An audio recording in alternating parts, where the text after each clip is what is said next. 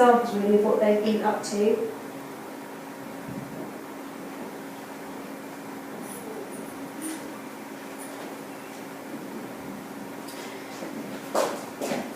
Okay, so that wasn't bad actually. It was supposed to be about 10 minutes longer when Mark asked me. Actually, what I'm really, really interested in is if you've got any. I forgot the stopping bit. If you've got any questions about anything that I have Maddie run through, that's great. Also, I'd be really interested in what you do in your school to the fosters the love of learning, because actually the more we all take from this session, the better. Okay, and that's when one of my lovely digital readers is going to leap up leap up with enthusiasm if this works, okay? Right, this was my learning, okay, because someone went, oh, it'd be a really good idea to have a little wiki page for our session. So I have to learn how to do one. Okay, so, now you're not Cody, I can't remember what your name is. Henry. Sorry, Henry. Henry apparently is going to write some ideas down. Okay, so, come on then, how do you foster learning in your, love of learning in your schools? So we have a teaching and learning briefing. So what you have your thank yous, and we'll invite different members of staff up to share. You know, we might have a theme of the week, so we've had something on growth and fixed mindset. So then someone that feels quite passionate about that or knows quite a lot about it will present to the rest of the staff on Tuesdays and Friday mornings. So we start every Tuesday and Friday with the focus on learning. Oh, I love that. Yeah, I'm reading Carol Dweck's at the moment on my exercise bike morning. I haven't got past chapter 1 yet. Henry, so can you write down, I'm sorry, what's your name? Caroline. Caroline, can you write down what Caroline said, which is teaching and learning briefing Tuesdays and Fridays on an inspirational learning? Cool, okay. You're going to say something. What's your name? Richard. Hi, Richard. Alright, well, just do it from a head of year 10 perspective. Whole point is, I wouldn't say that it's like a whole school thing, it's something that I've been nurturing for this year, like a theme. The idea of learning for the sake of learning, not just for rewards or something or incentives. Learning itself is the incentive and the what it will bring after school in the world beyond. The real tangible things that can actually affect their quality of life. That's what we try and bring to the kids and bring to the classroom for year 10s. Like it. So can you give me a specific example? Okay, so we usually centralises from assemblies, yeah? Yeah. And it's the idea of taking whatever they're learning, whatever areas of the curriculum, whatever they're learning. It's like, well, how is this actually going to apply in real life? Well, this is how it can apply, and this is how it can translate to jobs, money, and good lifestyle, for instance. I like that. Got that? Excellent. Type what Richard just said. Or ask Richard very nicely to type that. Because that really fits in with something that one of my NQTs did, because behaviour management, when you tried out every strategy under the sun and you go, okay, what next? He read somewhere, he did this thing about, he set up a class economy, and so he had some area of cash. And basically he gave every child, there were job descriptions, he gave every child a job, and they earned cash, and for doing different things, and then he had a big auction, so then he paid more, and then he had a big auction every so often, and it has completely transformed the focus of children in his class, and the auction, and his total auctioneer, it was amazing. I dropped in the other day, basically it's really even faster than me. But it had a complete effect on them, but with that, okay, obviously it's pretend money, but actually they are earning and spending hard cash in the classroom for like pencils and rubbers. Yeah, no, that's brilliant. I like that. Anybody else? What's your name? Harbir.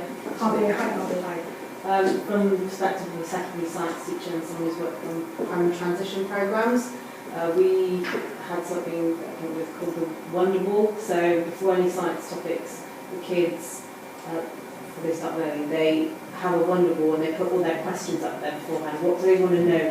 what's always, stimulating their curiosity. Yeah. And then we take our learning objectives from that and refer to that wall, and it grows and it builds upon it throughout the topic. And then we can take photographs of it and then put that upon the virtual learning environment so that the students can see what they've been doing. And it really gives them an ownership of the entire topic, and it helps them to think about how that learning fits in context with what they already know. So you're covering everything, their preconceived ideas, which is always a problem with science as well. And in terms of primary transition, doing a project where it was Key Stage 2 and the Year 6s knew which topics they were going to learn in their first year of Year 7 at the school, and then coming up with their own wonder balls for that, and then what they were learning in science primary, but then bringing back that wonder ball back into Year 7 at the beginning as well, when they're learning their science safety skills and lab skills, so you have them coming in to the lab at secondary school as well, just before, and it just really got them excited, because what happens with science is that kids get switched off at Year 7 or 8 quite easily, whereas at primary school they're really open and engaged with it. Yeah, I like that. And see, there we go. That's something I completely forgot to talk about. That whole idea of starting with the children. And what was it Hal saying? What was that phrase he used? I can't remember. That's about it, making the curriculum relevant. And I was tweeting, history 2014. Haven't quite grasped that myself. How we're going to make that relevant. Stone Age in Year 1. Can't wait.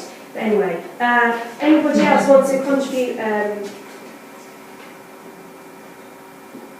I wonder if it's worth just saying, because you mentioned obviously the growth mindset and the fixed mindset, delivering to staff and to students and making them understand that their ability isn't fixed. Actually, it makes them happy and confident and willing to learn. Same with the staff as well, actually. So getting them out of the fixed mindset and believing that they can grow their intelligence. Yes. Actually, they want to learn, don't they? Have you ever read Malcolm Gladwell's Outliers? Yeah. Yeah, I tell my kids about that. Yeah. About Malcolm Gladwell. All the little sort of case studies that he's had, and you can find them on the internet as well. Because that's been really challenging for us implementing talk writing, because we know it works, but you've got to learn how to do it. And it's worked, it's been transformational in Year 1, Year 2, Year 3, because the teachers have totally gone with it, used the notion of what children are interested in and written their own stories. So the children are completely engaged in it. Like Year 1 have had quite a lot of alien stories this year, but that gets them. But in Year 4, 5 and 6, we've not quite got there yet, because I think some of the teachers have been less confident and comfortable with it, and therefore perhaps haven't taken that big step of writing your own stories, so therefore it doesn't seem so successful. But we haven't made it successful enough, I think, and it's that whole, let's give it a try, we can learn it, and we will. Celebrating success. So you got a wall, just a display. Yeah. Anybody that's working above their target level, boom, they go on that wall for whatever subject on the projector as well. So their names come up, not embarrassing faces of them, just their names, just so you can see and be like, yeah man, I'm up there. Yeah. I don't know if this is rocket science, but we have a showing assembly most Fridays where each class has some children, sometimes the whole class, get up and show something good they've done, at least a good piece of work, some lovely art, music, they perform the music, any little activity that they've done really that they want to show. And the children really love that. And that's where you can capture children who maybe show you something where it actually wasn't in the curriculum this week, but actually they're good at something. That's the trick, isn't it? Find what they're good at. And can I just say, none of this is rocket science. I want to have a really embarrassing. It's like, I know we'll all do stuff. Actually, we'll do exactly the same stuff, but slightly differently. But just hope that there's maybe one thing you might think, actually, I might have to get that. Well, to say from a secondary perspective, the reason I chose to come to this is because I don't think we do enough of this in my school or secondary school. That's what I was thinking. That's why I've got something to add. Yeah, you just don't do it. You've got such such a vision on results, and particularly in our school, we've just kind of scraped through Ofsted, and that becomes like how they word. It's like, well, Ofsted to come back, and it's not about the students learning, it's about what teachers are doing to drive up the number of A-star to C's. And I think the transition between primary and secondary, we lose the play, the fun, the celebration of learning. We use the responsibility that we give them to the kids for their own learning, and suddenly we contain them and box them and say, do this, do this, do this.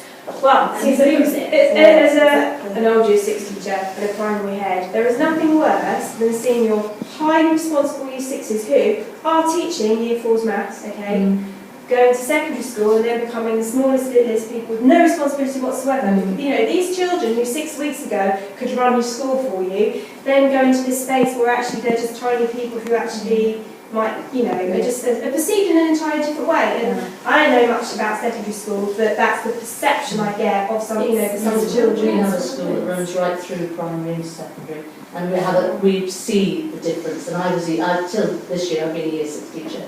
And you actually see as well, you hear a lot of suddenly negative comments, things like the children don't sit still. They get up, they wander about, they're not sitting and just sitting at the front and listening, they're silent, they talk. But of course in primary, that's how we work a lot, isn't it? The children are encouraging group work, discussion, the children are used to going, as you say, taking ownership of their learning.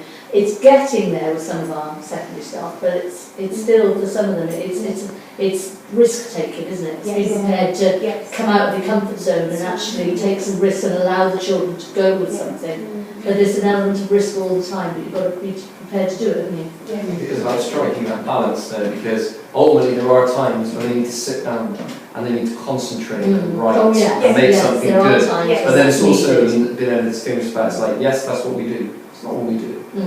You know, there are times when you're allowed, you get up, you move and you do that, and it's striking that balance, I think, you know. But then teaching them both so they can actually coexist. Because that's, our writing's still not good enough, but where it's getting much better is all about purpose. Because if you sit me down and I've got to write for 40 minutes for the sake of it, like, I'm not interested. If I've got to sit down and write for 45 minutes because I am outraged and I'm writing a letter to the paper, or actually I am writing to my hero, or I can't think of any other examples, but do you know, and so what we're really trying to shift, that every time we write, we are writing for a reason and we're writing for an audience, because otherwise, actually, do you know what? What's the point? Right, I'm really sorry, we've got to stop right there, as Mark should be. Can I just say, all the things I completely forgot to say. We had a teach meet at the beginning of an inset day, and it was just lush. Just for an hour, I just said to everybody, all the LSAs, all the teachers, bring one thing, you only have to talk for 2 minutes, and it was fantastic, okay? So it wasn't quite TMClevedon, but the first hour of an inset day, in-school teach meet, we should have sweets. it was absolutely fantastic. Okay. Thank you, Henry. Thanks, Cody. Thank you very much. Oh, I'm overwhelmed that second people came. Thanks. I like that. Select gathering. Okay, if you want to take any stuff, there's a questioning thing. How we've improved questioning, do you know what we've done? We have gone in and we've written down what the questions people are asking, and then we've shown them, and then they're like, oh, didn't ask me all the questions there, did I? And actually, that's completely transformed our questioning just by listening to each other. So if you want to take anything, do it. If you don't, don't. Thanks for coming. I really appreciate that. Thank you. I hope it's something you can take away.